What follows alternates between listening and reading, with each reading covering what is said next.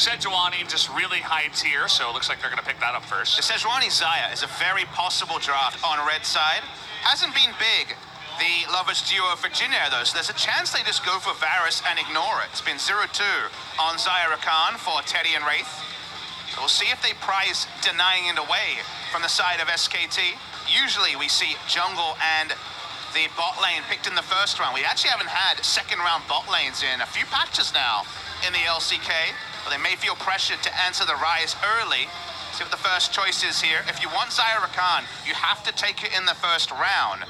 So they're actually just going to prize the Sion. We might actually see a very crazy draft here. So we have jungle top, and now we have mid lane drafted on blue side. Usually we have a lot of parity, maybe one role changing. If there's more than two roles changing, the bands get even more interesting in the second round. They go ahead and bring a couple of those really beefy picks as well. Sion just so strong in the top lane, and Sejuani, of course. But here we do have Varus picked up in a very quick lock-in onto J4 as well. And Justice mulling over the Taliyah. I think this is the right time to take mid laners because the mid lane pool has already been narrowed by Azir and Galio being banned by Jinair. So it feels like the Cassiopeia and the Taliyah can both be claimed. I'm a much bigger fan of the Taliyah. It's not Grace, who's a great Taliyah player. It is Justice in the lineup, so it changes things. And they decide to fight fire with Vaya, go for the Tristana. They look over the Xayah Rakan. Interesting, so a very different draft than what we've had. It feels like the meta is a very SKT versus Jinair meta. Speaking of the meta, I think the Sorcery and Gathering Storm meta is going to be definitely revealed in this match. So Jinair have jungle, top lane, and AD carry. Outside chance to support Sion, I guess we should say. But for now, they're going to be banning towards support and the Tahm Kench. Comfort taken away from Wolf. And we've seen a lot of mind games here in LCK, but the hover on the Cassiopeia draws the ban on the Cassiopeia. They might not have even been thinking about taking that as the counter pick, but either way, they get the ban out of SKT. I actually really dislike it against Jarvan Varus anyway. Cassiopeia versus Rise has swung more and more towards Rise over the years. I mean, this is the best ever spot for it. And Jarvan can just mean the pylon and Cassio struggling, but Faker not wanting to take the matchup, and you definitely defer to him on what he wants to face. See what the second ban is here. Ostensibly looking for support and mid lane in the last round is Jinair. Yeah, Jinair, obviously with the first pick here, they're going to take the Taliyah away. Those are the two picks you mentioned, Papa. Hey, maybe this was the epic next level of hovering two things you didn't want to play, and they will last pick for mid. You know what? The Aurelion Soul is a real chance for a last pick here if they want it. I would love to see more Aurelion Soul in the LCK. With the GOP changes on patch 8.4, maybe the incentive will be even higher. But they will last pick mid lane, which suggests something a bit spicier. That it does. Braum, the obvious pick, especially after the other two support bans. We've been seeing a lot of Trundle up against Sion. We'll see if Untara actually does want to play that tonight once again. Thinking about other picks first. And SKT have been initiation only as an identity in recent months. I'd be happy to see Blossom on the Jarvan, moving away from the Skarner that struggled on. More Engage joins in. The Pylon comp for the 4, and it looks like they're going to be taking the Sion versus Trundle matchup, which has gone kind of both ways. It feels like of the tank matchups, Sion fends the best against the Trundle, but it is a comfort pick for Untara. So 4-1 is the choice from SKT. Is it going to be Aurelion Soul? They're not hovering anything yet. They're waiting down to the last second, and could it be? This would be fully investing into teamfight. But it looks like they're going to go for the Protect the Teddy comp, as they have quite a few ways to initiate. The ball carriers here are a little bit situational. Sejuani takes a while to actually gap close. She throws her ult from range, and Sion ult into a team fight is definitely deceptive at best. They end up going for kind of an old school counter logic gaming with double lift comp, with the Orianna and Tristana as the big threat. We don't see this often in Korea, and Orianna has been not great in Korea. It's been found very few victories. Also very likely to be tied up by the Varus, the Alistar, and all the Engage on the side of SKT. So I was hoping for the Roam and to try to punish early. We don't see that here. They're scaling, they're all about the turret siege, but not in the early rotational way that a Taliyah mid lane comp would be. I believe the last time we saw Oriana was BDD, where he totally whiffed his shockwave. After that, people were like, well, let's cross Oriana off the list of mid laners we want to play. But Justice coming in kind of as a new guy here in LCK says, I'm comfortable in this matchup. Let's go on the back of Teddy. Let's see what we can do. He's only played Azir, Aurelion Sol, and Oriana this season, so he's going back to something he played in a loss, it should be mentioned. We've seen so little of Justice, and it feels like they really are bringing him back, kind of the prodigal son that got them their victory over SKT and started the losing streak. They just played against the team that they ended the losing streak on in Africa. They lost to them. Now they play the team that started the losing streak. It's time for payback if you're an SKT fan. For Jin-Air, they got strong lanes, specifically in the top and bot, and they want to get Teddy. Wants to drop the boots, get 6 damage items, load up. We'll see if he can have that miracle carry performance on the Tristana. That's the big question here for Jin-Air. They're looking to be that real kryptonite up against SKT once again. Let's see what they can do as, guys, we're ready. The countdown has started. Let's get into game number 1.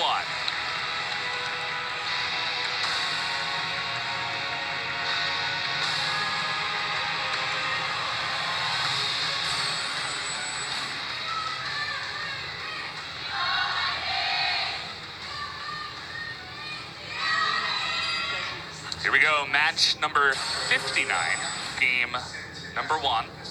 We're almost 2/3 of the way through all of this season, Papa.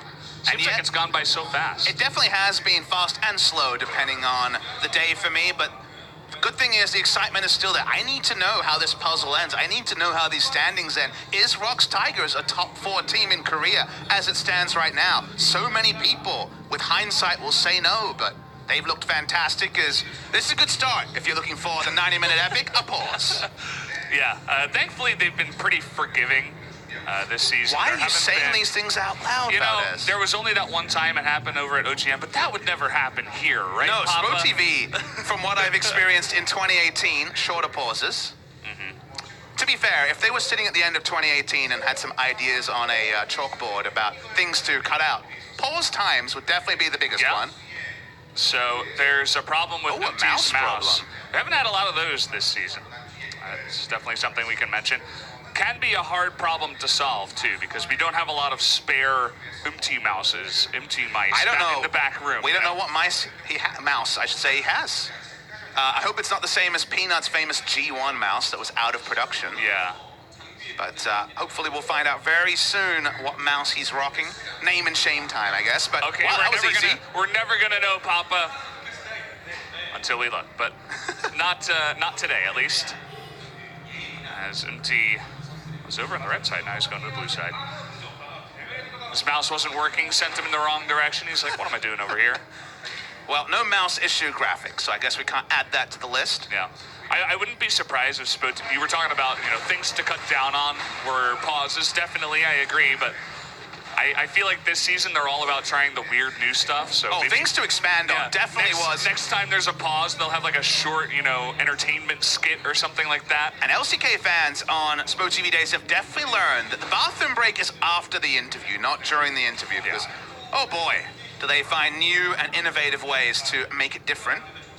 The Doraemon memes were just over the top, and then some last time out. Yeah. So this matchup, we're going to see Trundle versus Sion. Again, SM Orc versus SM Orc in the top lane. That's fair. A lot of trolls in the top side, and Twitch chat as well. But big thing about the matchup is Sion has so much ranged wave clear and interrupt that it takes a long time for the minion wave to actually be able to crash into the turret. Often it doesn't.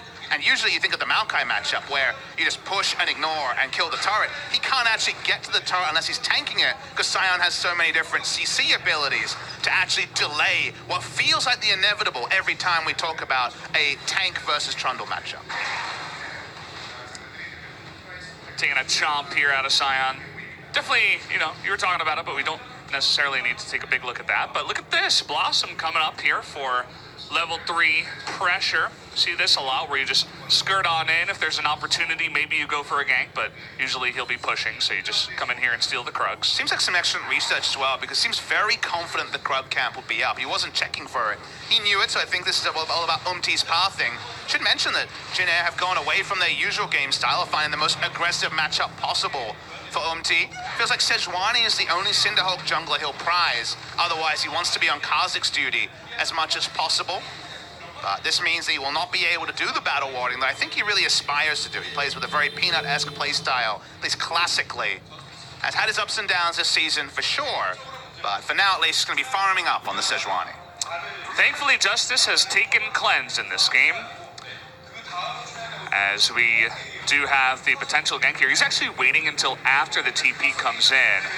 Let's see if Justice shows a little bit of pressure here. He's trying to get away. The knockup is going to get in. There's that Rune Prism, but Justice showing so much poise under all of that pressure. No cleanse and no flash to get out of that. The repeat gank when you're against instant cast CC will be death when Flash is up on Faker. So, as you mentioned, needed to be sure of his convictions, and won't give up any advantage to the side of SK Telecom T1. Not the best back timing, doesn't pick up a lost chapter. And reminder, guys, we are on patch 8.3. You can see it in the bottom left corner. So lost chapter still at that bargain basement 900 gold cost, not the 1100. That makes you feel like a victor when you're in lane. That's the tilting part, is that so many champions now have to stay for the extra 200 gold. Otherwise, the shop feels terrible. Especially in solo queue, it can get hard. You don't always have that perfect back. Jungler's not preparing for it. It's hard to also communicate when you're on the Korean server and your Korean is not 100%. Hey, I'm pretty good at spamming the different four-directional pings about the game. It's all about the pings when you're on Korean server, you know? I mean, I can understand what they're saying, but it's hard to, like, type, you know, like, hey, come to my lane and do this. getting aggressive in here.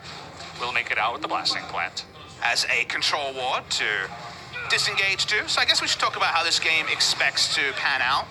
Basically, So1's job, as is always the way with Sion, is to not die and not lose his turret. Sion is A+, S+ even. You're an LS fan of being able to delay. So he's the S tier top laner for delaying. And then put a shield on Teddy. He hits level 15 or so on 3 items and starts ordering turrets. So very, very strong around there. And always the threat, the shockwave coming through as well. SKT, 4-1 and 1-3-1, both available. Always talk about the 1-3-1 with Ryze and Trundle. They can actually find a lane assignment where he's not being delayed. Can do a lot of work. They have a lot of engage to collapse upon a team trying to siege as well. So if they're decisive, even Bang can be a primary initiator. So they have a lot of initiation. So this game should be fiery when we do actually reach the grouping phase. Blossom helping out with the leash here. Smiting in anticipation of that E being blown, but nice poise by this time around. Just waiting and not using that. We'll take advantage of that, but... The fun part about this game is we can talk about where we were, you know, during the January 20th match in terms of the meta, in terms of these two teams, and where we are now, because it's changed a lot for both SKT and Jin Air. Looking at Jin Air here, the runes are very interesting on the side of the Orianna. It is domination second, which already surprising. It's gone for the movement speed on the secondary rune as well, and then some extra sustain on the first one. Taste the Blood, I believe it's called. I may forget. We do play on the Korean client, but regardless, domination tree second is definitely abnormal from my experience with the Orianna. You don't get minion dematerializer, you don't get the stopwatch, right? So definitely passing up on a couple of extra items that are very useful in their own right for just other runes. You'd think utility, I guess, always a chance of the precision tree to go for the presence of mind, but domination is definitely a different one. Of course, if it's Ari or something, electrocute. If it's a primary, you understand it, but secondary domination to me, outside of zombie wards, which he doesn't have, he didn't even go there for zombie wards, is feels like a Justice exclusive decision. Well, you definitely need some extra movement speed to get away from Ryze, Alistar, Jarvan. So I feel like even to dodge Chain of Corruption, right? But I feel like it worth it in the end? I feel like if they want to kill you, they kill you though, Valdez. They just ult first, and then it doesn't matter how fast you move. True. Also, in the case of if you're trying to just help Teddy out here, you know, why not just try to stay alive as much as possible? Get back into the lane instead of taking the more aggressive summoners. We have a bit of a skirmish down here. Blossom seems to have snuck his way into the brush, and he is level 6. He's got a lot of burst damage. That's going to do it, definitely. First blood comes in. Doesn't even need to use Cataclysm. Not sure if he had the mana, but either way, it's a kill. And that'll be first blood to Blossom. And that was, of course, where the history lesson was going to lead you. SKT with Blossom is so aggressive. This is how they usually draft. Initiators everywhere. Not a kite comp, not any other type of comp. They want as many primary initiators, and they play around the aggression coming through of Blossom. Great lane gang, great timing. The heal was never going to get Teddy away. Good first blood timing for SKT. That's just a gank you don't see too often as well. Very smart pathing out of Blossom to see the potential for that and to hit level 6 so fast and make his way down there just in time. And it's so cool that we have, it feels like a few storylines kind of like Blossom's. In summer season, it was Cuz in his rookie season becoming an LCK champion, first in recent memory, being a true Royal Roader and being able to win in his first season. This season, we have Blossom being the savior of SKT. Their game plans did not work with Blank or Wolf in the jungle, and it required a true rookie who had never even been on a practice roster to turn things around. Wolf mid lane. He's level 6. He's going to be diving on in here looking for the stuns. Clan's going to be blown. But in the end, still does save his flash. But Clan's a nice little summoner to get off the Orianna. And then we even have Yukal for KT, who might shape up to be their starter as the season goes on. So this young talent who's only recently been around the competitive ethos, influencing playoff teams. This is not Jinair blooding new talent and almost getting into playoffs. This is top teams taking away veteran players and actually rolling in the younger players, the true rookies. And that's always super hype to see. Yeah. Also, that other story of not necessarily a rookie, but Lava coming in to the mid lane of Rocks Tigers and being another carry for that lineup when they were sorely missing one, especially with Kuzan coming in. We all thought he was going to be playing, but that is not the case. I do feel like we're going to be talking about the next generation and talking about the names like you just mentioned as this new generation of players in Korea. There have been intermittent generations, but to have 4 players who all have really distinguished themselves in the space of 6 to 9 months is very impressive for top team talent in Korea. That's really cool. League of Legends still very much an alive game, as we have seen. New talent coming in every single year. Well, we saw that Untaro was actually having a really fun time trading up against Sohan, but of course, it's going to be hard to ever kill the Scion up in that top lane. And please understand that Jinair is in full delay mode with this comp. This is the first time in recent memory they have drafted for their very standard playstyle. You think back to what they were playing earlier this week, it was a Lowy top lane and trying to push the tempo with Sohan. This is delay, this is long games, this is Gathering Storm, the team comp. And every time they look aggressive, to me it should be more about how much extra time can we buy to safely farm rather than how many kills we can pick up in the early game. MT is really trying to make this play work because he knows the pressure is going to be there onto Justice. Here we go, and the stopwatch gets him out of dodge there. Weren't many frames to pull off that play, but nicely done by Faker. Only taking the stopwatch for this. No longer can you disengage with the ultimate with stopwatches. 3-man gank onto MT. Yeah, he doesn't have his ultimate anymore. Even the pillar here not going to help him get out.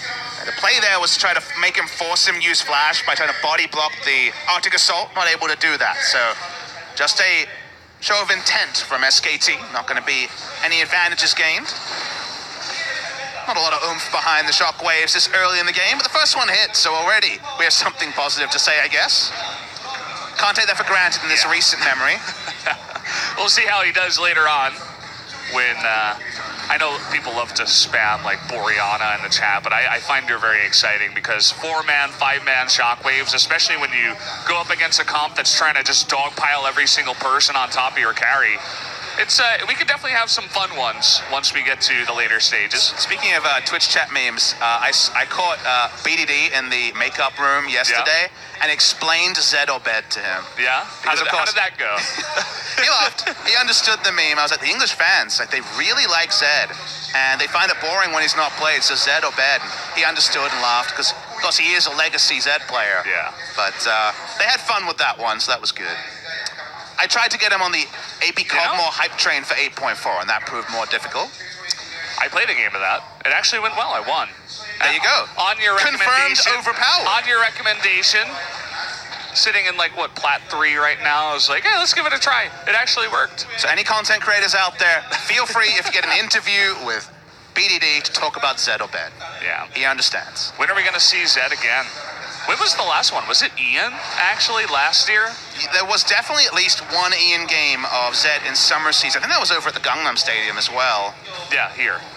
We get very few Zed games in the LCK. It's a bit too binary these days. Yeah. SKT understanding that Jin Air is like in full white flag mode for the first 30 minutes, walking up, but doesn't necessarily mean there's going to be free objectives. They've caught Faker, and he doesn't have his stopwatch this time around. The damage coming in, he flashes away. They can't finish him off, even with the stun. He's going in. Teddy, he might have to trade his life for it, though. That's going to be 1-for-1 so far. And now SKT, they're still on the chase. Lots of low members on the side of Jin Air. Now they're going to return to this dragon. Teddy thought he took a two-way ticket, but it was no return in that one. Had to use flash and heal. Probably should have kept the flash. It was a pretty big cost in the end. Faker's own flash is down. It will be the Mountain Drake. 1-for-1 with a scaling comp is not the worst result for Jin Air. But Teddy has been a little bit too feisty so far on the Tristana and kind of unnecessary for how the game is playing out. Gonna watch the replay. Remember that Jin Air is looking for a delay. They're looking for 3-item Tristana before they even get out of bed in the morning. They start walking up. Great shockwave. 2 in a row have been on point. Yeah. Faker falls low, and predictably, if you get the chance to say X killed Faker in the chat, you want it to read that way.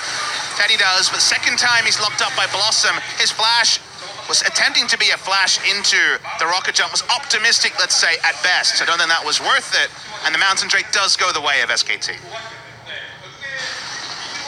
Yeah, you were talking about the shockwave. Definitely, Faker, he could have potentially flashed before the Braum ultimate, but after he was locked down, he was kind of stuck in there. Definitely a team effort that time around from Jin Air. To be fair, the first 2 have at least prompted him to go for any defensive choice in his Catalyst item. He's been on Rod of Ages duty recently, but has gone into the Abyssal Masters game for, I just kind of want to ignore the Orianna Shockwave. For now, at least, at low AP values, that will certainly be fine. It's only really about the CC until the Death Cap and other big items roll in. Faker respectful in his items. He will buff up Varus's damage, but it's not a double AP comp when it comes to the solo lane. So just trying to be defensive there is Faker. Justice still scaling up. Scaling. We start looking, we're definitely going to have a Gathering Storm on both AD carries, probably on Faker as well. Yeah, I forget. We were so caught up in the domination of Justice that I forgot to check if he actually did take the Gathering Storm. I think it may have been Scorch. But Amateur. Not 100% there. Sorry about that. We'll get over it. Top lane, the Bramble Vest has become the new age old counter to the Trundle. Even in its nerfed state, it stops him from just out-sustaining you. It feels like if you don't have a Bramble Vest, you take just an extra 150 damage every wave and it adds up, and then he gets time on a turret. But with the Bramble Vest, it looks like this. Not the most exciting, but so on, very rarely is going to be taking real damage. Yeah. Tara, knowing this, he's just ulting, trying to clear the wave as much as possible and probably go back. He's got his TP up. I mean, it is Trundle. You go to lane and you try to ignore the other champion and hit the turret as much as possible. And in general, if you're teleporting away from lane, your team probably made a mistake on the rest of the Rift because Trundle never wants to be involved in the true 5v5 till he hits very oppressive levels. Yeah, he picked up a call. He's like, well, I'm just going to farm, and that's it. Bad back timing, though. He'll feel bad about the fact that he is at 8 minions. That means he's probably going to try and stick around. Yeah. His mana slowly ticking up. Wants to cash in the call before he goes for the back, as Sion leading the damage next to the Varus. No Arcane Common anymore would have helped out his damage stats. Might see a 3-on-3 down here as preparing for a gank, but Blossom right in position. Gonna decide against it. Take a breath, and everyone at home should adjust their seating. They should go get some popcorn. We're going to be here a while. Even SKT in their new aggressive form are going to find a very defensive Jin Air. So contesting objectives is really the only thing they can do this early in the game to pick up the pace. Unless Jin Air want to show more aggression than perhaps they should. And Teddy walking up is a good sign that they're feeling feisty. It's going to be 4-on-4. Top laner's not going to be moving. You can see that Sion is looking for that TP, but as the skirmish is trying to be begun here, the smite is going to come in. Looks like picks that up. Look at the positioning of Untara. He's like, no, you're not going to TP anywhere. I'm going to be right on top of you, ready with that pillar. For now, at least, with no teams seriously looking for an engage, not going to actually mean much. The proxy singed effect on the Trundle, who, now that he has Ravenous Hydra, doesn't take damage from minions, just lifesteal it up with the King's Tribute. And guess what? He doesn't even have to worry about the Bramble Vest debuff if he's not near the Scion. Doesn't mean he's going to get any turret damage. Will mean he finds a red buff, so that's a nice little bonus for Untara. Yeah, small things like that. You know, you can push the turret a lot faster with the red buff, so definitely a nice little buff to pick up. You deny it from the Sejuani. Okay, this is a way to increase the pace. Blossom rotates smartly. This is as Orianna's shopping as well, so very nice timing from SKT. Multi-step process to guarantee a turret like this. Finally, they get the ball rolling. It did take 18.5 minutes. I wish it read 13, but regardless, SKT on the board, and now the rotational advantage they can get from Trundle split pushing. Previously, when Trundle was dirty farming or proxying behind the top turret, it doesn't matter. When the rotations start with the AD carry and the support, that's where you actually create a lot of pressure in the enemy jungle when it comes to where the rest of the team from SKT is. There's the chance of a 3-man collapse on the top side, and now the proxying can no longer be tolerated by Jin Air because the laning phase is essentially over. Yeah, with the pressure that they're putting on, they get that first blood turret, but also the Rift Heralds here. You don't see this all too often. Sometimes a dive bottom will lead the enemy jungler into getting the Rift Herald. You kind of trade objectives like that, but not the case as SKT has total map control for now. As you mentioned, Jin Air kind of sitting on their hands for quite a while, so they're going to give this one up. And SoOn is definitely role-playing a troll, even if he's against Trundle. He's got his Thorn Mail ready to go.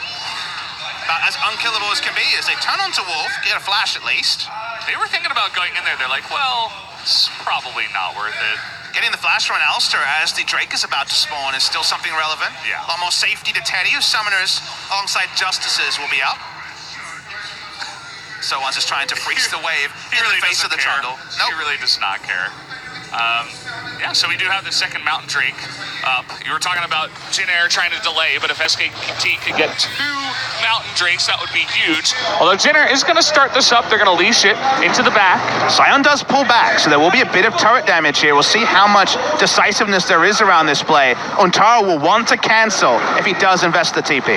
Blossom pretty far out at this point, so it looks like Untara just going to get the turret as SoOn just gives it up. Question being, can they steal? No, is going to be the answer, but they engage out of Justice, not in the greatest spot. Has to flash away, but now Blossom is getting in there. Good shockwave. He's buying so much time. He's still alive in the back line, and the stuns now are going to be coming out here. Wolf looking for the re-engage. Rate's very low. Finally, they trade 1 for 1, but eventually Wolf going to go down, but this is not ending anytime soon. Faker and Bang, the 2 carries versus 2 very low health members trying to run away here. And Justice goes the right way. He manages to juke. He gets onto the speed up as well from the Rift Scuttler. He'll get away. Umti also a nice escape, a 2 for 1. But you'll notice on the top side, they did not have any advanced vision of Blossom at all. He hadn't grouped early, so we said, okay, the Drake might go the way of Jin Air. It did, but because he hadn't shown, Scion assumed he was being turret dived in the top side, backed away. It did give a turret overall, and Mountain Drake for top lane turret is a pretty even trade. The 2 for 1 means slight advantage, Jin Air Green Wings, but pretty close. So Scion has to give up his turret because they have no vision of Blossom. Blossom being out of position actually ended up getting them an objective. And then as we watch the fight, Wolf's threat into the backline is less because he does not have the flash. The shockwave is perfect, and the fact that Justice lived here with some excellent Orianna mechanics. So far, a pass mark for the Orianna after some struggles recently. The fight continues. Teddy this time does push the limit and get the kill, but he kept his summoners up. No flash forward. Get the kill on Alistair. A 2 for 1 and a Drake. This game stays relatively even. Yeah, I'm glad you mentioned the Orianna mechanics because he was on point, the last second shield as well as the heal from Teddy. But now we're going to have SKT trying to push this in as fast as humanly possible. They're going to get that mid lane tier 1. And they get the gold rolling as well. They find themselves in a 5,000 gold lead out of seemingly nothing with how the game has gone recently. And they're trying to get a second turret. Oriana's in the top lane. They're going to engage.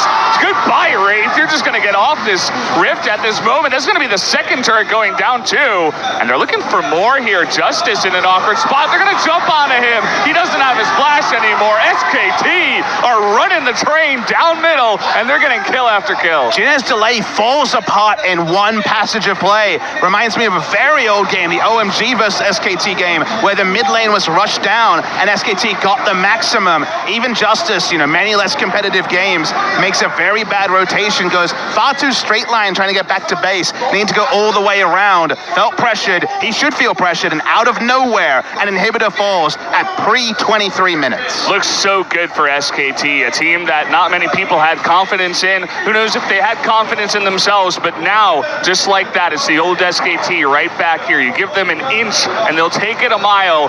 Right down near mid lane, at 23 minutes, your inhibitor is gone. And the fun thing about my illusion is, that was 2013. What have we said about SKT with Blossom? It reminds us of the aggression we haven't seen since 2013 SKT, impact in the top lane, and all the rest of the lineup, Bengi, Faker, Piglet, and Pumandu. The aggression is back with Blossom, and it's just a really smart passage of play. The first turret, indefensible. The second turret, they make a smart read. They know summoners are down, and Oriana is side laning, one of the worst side lane champions because she has no ability to actually close the distance. Great read coming through. It was not an award, but they had earlier vision. They made the read that he'd be in there. Smart moves by SKT, and it punishes to the maximum. Such quick decision making, and Jinner, they've got to be feeling pretty bad about this one, as they're now 8,000 gold behind. Everything up to 18 minutes was great by Jinner, and then one series of mistakes may have just lost them the game. The gold lead is opened up. Jinner's hopes to scale to 40 before the game got interactive have been dashed, and one more aggressive pick onto especially Umti. The Baron goes down and maybe the game ends because they broke the base without a Baron. That might be the first time this season we've seen the base be broken before any Barons have been claimed on the Rift. It'd be cool to know that stat. Unfortunately, we don't have a stats team over here in Korea. We don't have a stats team. We also don't have an observer PC, if you're wondering why we can't check the runes. We are flying blind. You guys see it, we see it maybe half a second earlier. That's all we got. So, making our best with our pirate broadcast. So, they're trying to create something here.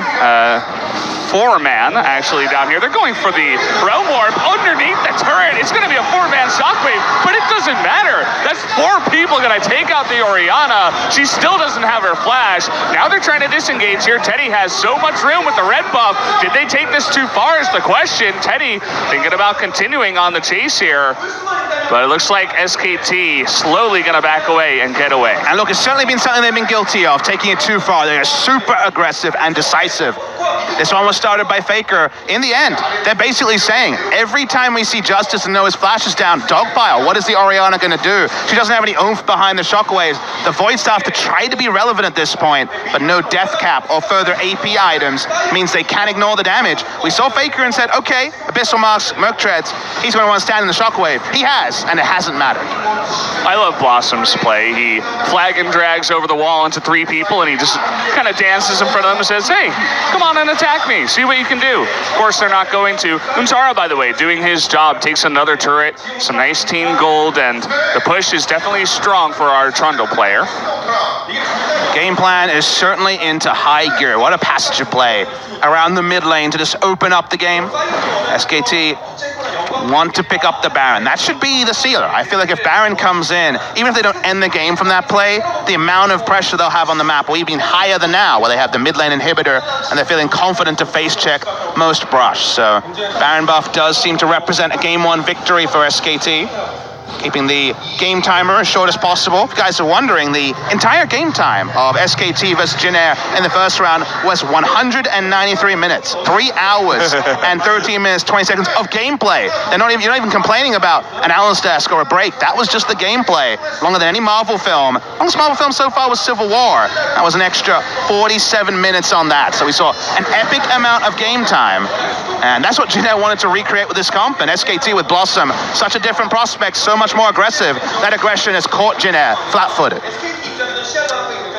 Civil War, the only real Marvel film that I've actually seen in recent time. I'm not a big fan of the superhero movies, but could you please keep that away from this broadcast? Was a good one. I know you guys are all fans, but look, not me. Look, I watched them. Yeah. Fans is a strong word. Okay. I read a lot of comics when I was a kid. Okay. All right. But makes sense if you know the lore behind the characters, I assume.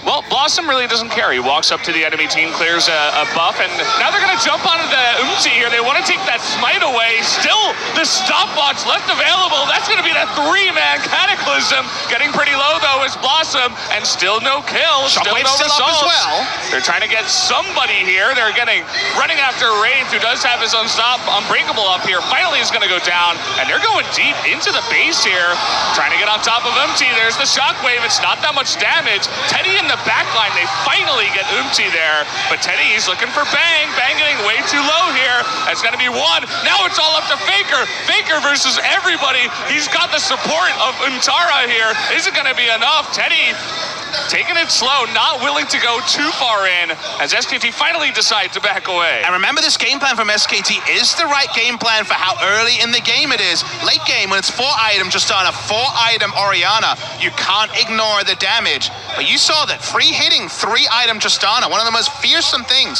to face in both competitive play in other regions and in the solo queue especially, isn't really doing relevant damage to the front line of SKT. So the damage is still not there. Finally, a needlessly large rod, finally on the way for damage from Orianna. But this is why we have not liked Orianna in the LCK so far in 2018.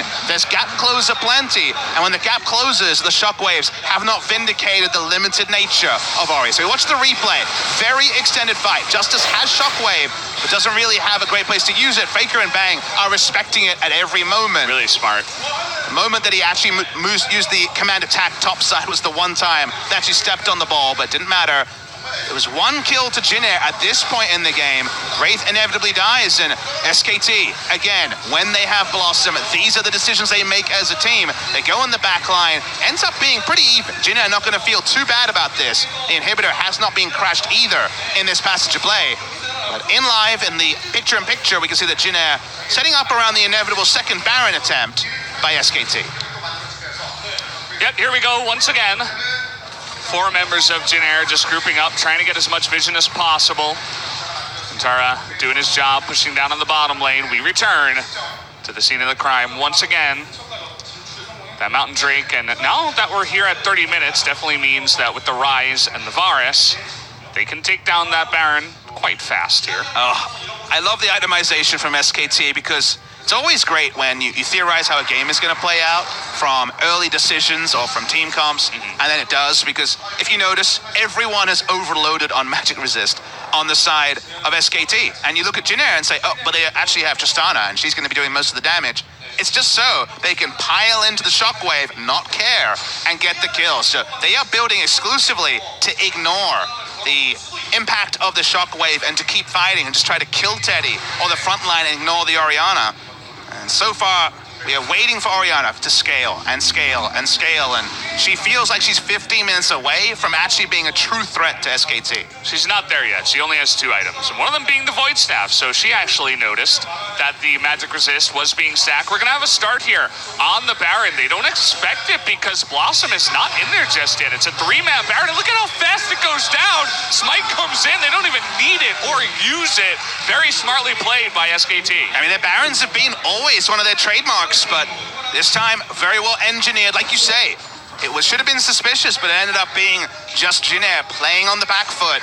I think when you draft comps like this, you're priced into always saying, okay, this is actually fitting our game plan. We'd love to just mill around our jungle and not give up anything. And SKT are the team on the other side, on the front foot, taking the objectives. The second Baron, they picked up the first inhibitor with no Baron. See what this Baron represents for SKT.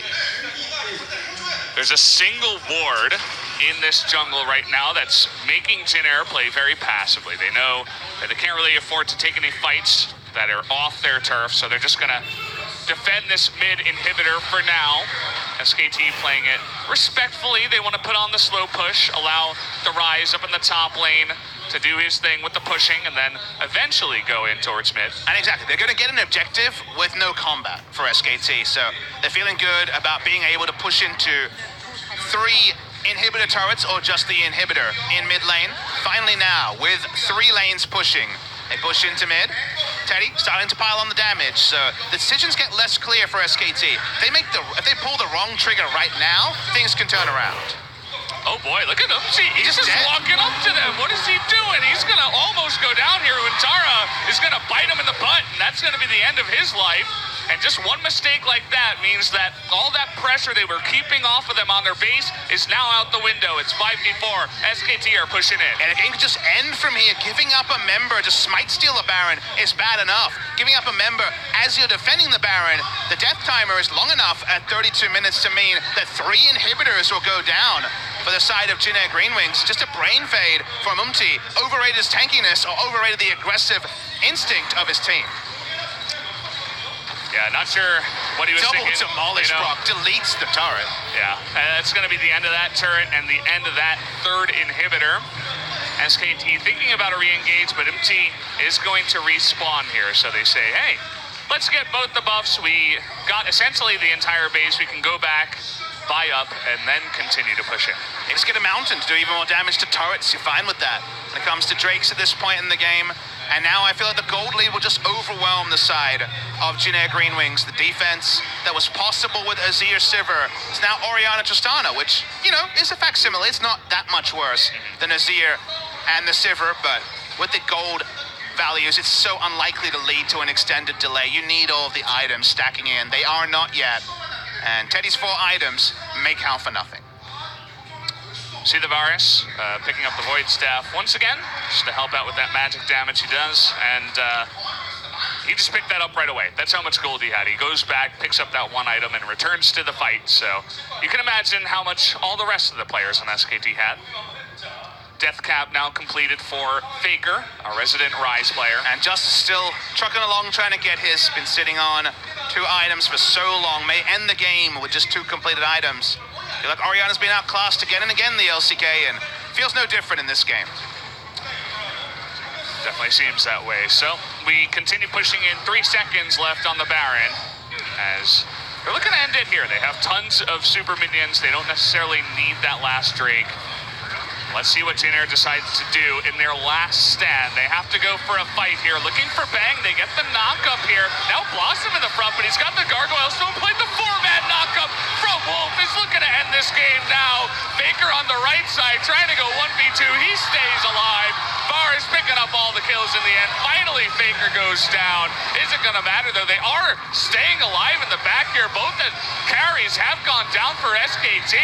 Got so many minions as well. They're going in. And Teddy, he's not cleaning the minions. He's trying to get the kills. Untara wants to get the Nexus here. He's quite tanky. I don't think he can do it. It's going to be a couple more hits, but it's not going to be enough himself. He finally goes down, and they keep the Nexus alive for now. How does it keep happening? How does this happen? Teddy has to tank up the cannon minions, the siege minions. It's falling very, very low. No lifesteal in the build. This is an ordeal to defend. SKT, they go for the fight. They think they can fight, get the KDA, and end the game. It's going to be basically an iPhone game level of turret defense here. You definitely messed up in the early game if this is what is happening on your iPhone. But so far, Teddy able to steady the ship.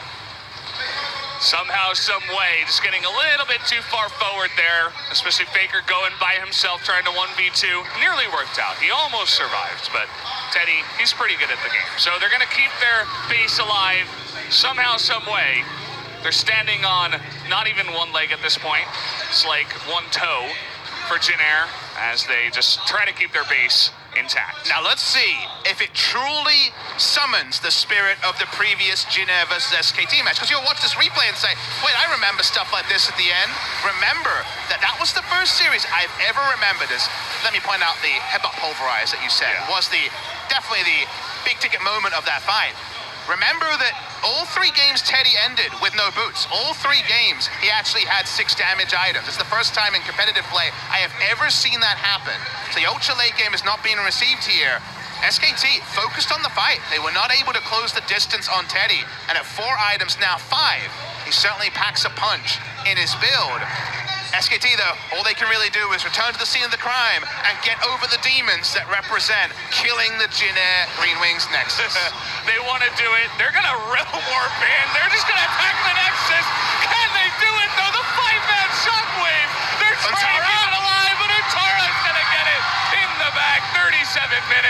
get the win that they were looking for. Congratulations, SKT. They did not want this to go to 94 minutes for sure. What a hype ending, and a lot of SKT fans will hope that you could just stitch in what happened in this game to the previous time they couldn't end the game and make it into a 95-minute victory. That didn't have to happen here. We did not go that far. Heroic defense by JAG Green Wings, but not enough. SKT made the read that this time they could end the game. No Azir turrets, no problem. They close it out, and SK Telecom T1, just like in that first series, win game 1. They actually did it. I was getting scared after that Nexus didn't die the first time. Justice trying to prove that his Orianna was worth something with a fantastic shockwave to delay it until the second chance. But either way, that is going to be game 1. I feel like I saw a small little smirk there on Teddy's face, kind of enjoying the way that game ended. I just love how SKT versus JAG games have delivered in the biggest way in 2018. The longest, the best, the worst, the most. It has been an ordeal. The 4th game, no different. In this epic streak of matches, JAG's plan of delay was stuffed at 20 minutes when SKT got the maximum through mid lane. Let's watch the replay here and notice how much Faker is able to bring up. They don't want to take the 5v5.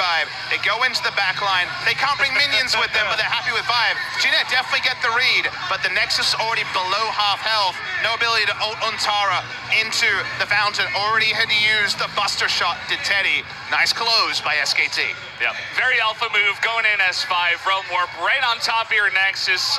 Do not care at all about your team, and they finally do get that win, so congratulations to SKT, but they gotta win one more. The series is not over just yet, and no doubt we'll have some more craziness here in the future of this series. So guys, we're gonna hop to a break here in between the games eventually.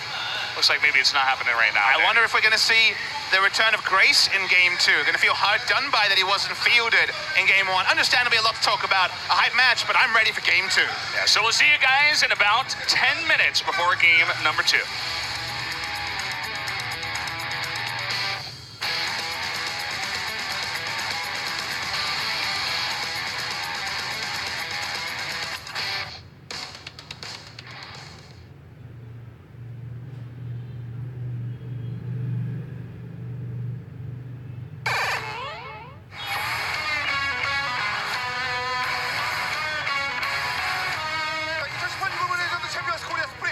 LCK 2018년 새해 올해 첫 번째 경기와 함께 준비되고 있습니다. 대화 탈주하지 말고 오랜만에. 오케이, 알겠습니다. 탈주. 나 이기고 탈주지? 네. 이기고 미타치 해버렸어요. 대치 관계가 뭐가? 대치 관계가? 대치 관계가? 대치 관계가 인텔에 내가. 아 그래요? 감사합니다. 저 사진. 형은요? 저희 유기요. 신경을 쓸 수밖에 없는 거 있잖아. 한번. 네, 포션도 없어. 나 석가래 여기 있다. 얘들아 여기 있어. 바텀도 살짝 봐줄래? 이렇게. 잡았어. 내 간다. 내 다리 간다. 올라가. 나이스.